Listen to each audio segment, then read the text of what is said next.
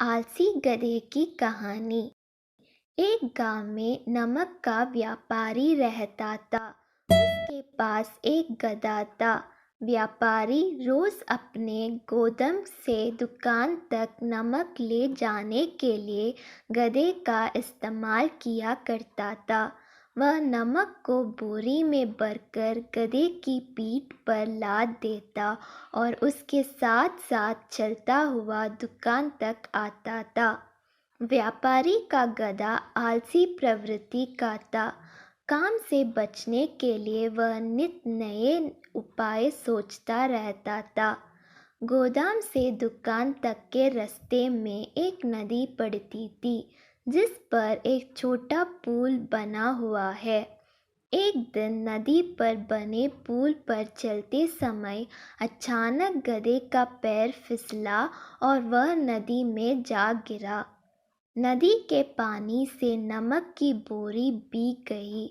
जब तक व्यापारी ने गधे को पानी से निकला, तब तक बोरी में भरा बहुत सारे नमक घुल चुका था।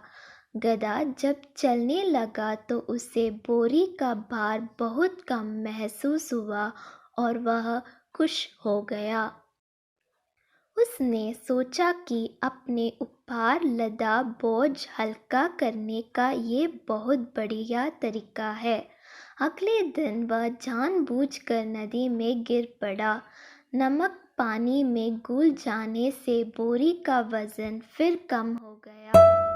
उसके बाद से वह हर रोज ऐसा ही करने लगा। रोज रोज गधे की ये हरकत देखकर व्यापारी उसकी चालाकी समझ गया। उसने गधे को सबक सिखाने का फैसला कर लिया और अगले दिन बोरी में नमक के स्थान पर रूही भरकर गधे की पीठ पर लाद दिया। रूही हल्की थी।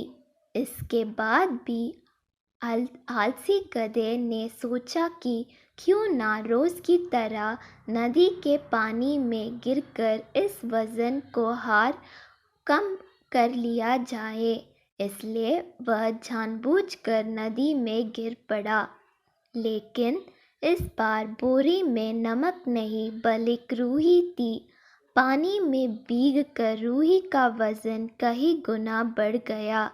गधा जब उठकर चलने को हुआ तो इतनी भारी बोझ से उसका बुरा हाल हो गया। उस दिन के बाद से उसने कभी आलस न करने का निर्णय किया। सीख: आलस का फल कभी ना कभी मिल ही जाता है। एक ही उपाय हर बार कारगर सिद्ध नहीं होता।